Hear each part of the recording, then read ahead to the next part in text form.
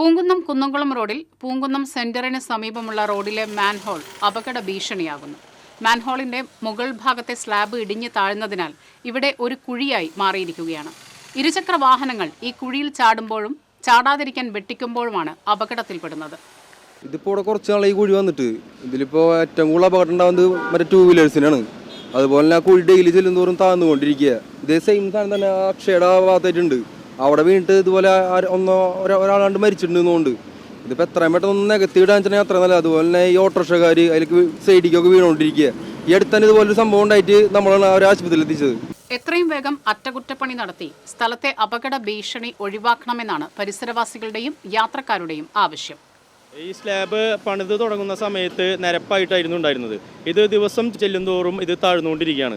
ഇവിടെ അപകടങ്ങൾ സ്ഥിരമായി നടക്കുന്ന ഒരു സമയമാണ് നടന്നുകൊണ്ടിരിക്കുന്നത്.